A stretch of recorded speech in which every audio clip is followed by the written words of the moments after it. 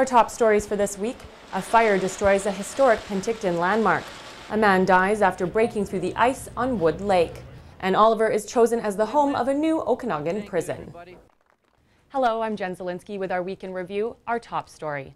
It was just before 10 a.m. on Wednesday when 46-year-old Christopher Kent Stone of Lake Country rode his bike along Wood Lake to talk to several ice fishermen. Seconds later, as Stone pedaled away, a loud crash was heard as he broke through the ice and slipped into the water. After an intense all-day search for Stone, a dive team recovered his body at a depth of 40 feet and about 20 meters from shore. Two historic landmarks on opposite ends of the Okanagan were destroyed by flames this past week. Early Sunday morning, a fire ripped through 3 businesses on Front Street in Penticton. Slack Alice's, the Chinese laundry restaurant, and Bubbles burnt to the ground. Slack's was not operational at the time of the fire as it was closed due to a liquor violation and for renovations. There was no one inside at the time of the blaze, and the cause of the fire has not been determined. On Monday night in the North Okanagan, Lumbee fire crews were called to a blaze at a laundromat on Vernon Street. The old building, which also housed 2 residential apartments, was made with sawdust insulation and had been renovated several times. There were no reports of any injuries, although fire crews say it was an ugly fire to fight. The cause of the fire has yet to be determined. Premier Christy Clark and Solicitor General Shirley Bond were in the South Okanagan Monday for a much-anticipated announcement. A new Okanagan Correction Centre will be built on lands owned by the Osoyoos Indian Band. It will also provide the equivalent of 240 full-time permanent jobs for families in the Okanagan. The project is the first partnership of its kind between BC Corrections and a First Nation. Turning to sports now, where earlier this week, Grant Scott sat down with Jay Christensen, the new general manager of the Okanagan Sun.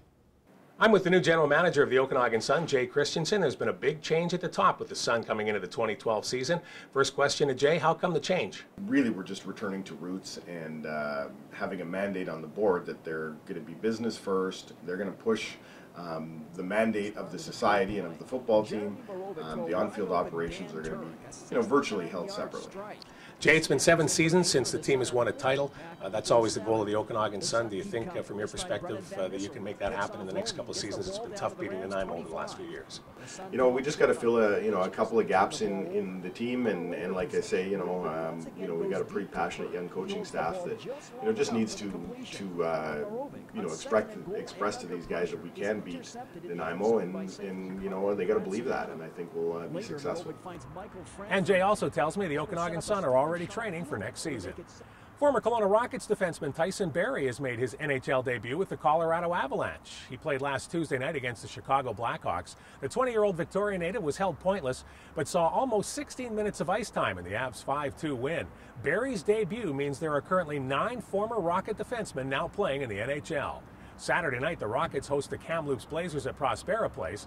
And in the BC Hockey League on Saturday, the Westside Warriors are in Penticton trying to stop the Red Hot Vs. The Vernon Vipers travel to Chilliwack. I'm Grant Scott with a Castanet Sports Update. Thanks, Grant. Well, it appears we live in the city of love, according to Amazon.ca. Kelowna was ranked number 3 for the most romantic cities in Canada. Our reporter Mark Stone hit the streets to find out what the residents of Kelowna thought about this new steamy title. I don't know. I have a girlfriend, so we don't really do much romantic stuff in the first place. So. I don't know. I think romance is dead. Romance is dead. First time I came up here, I fell in love with a woman for the first time. It was within the 2 weeks that I came up here last summer. Thanks, Mark. I'm still a little confused as to whether or not we are a city of romance. That wraps up Castanet's Week in Review. I'm Jen Zielinski. Thanks for joining us, and remember to send your news tips to news@castanet.net.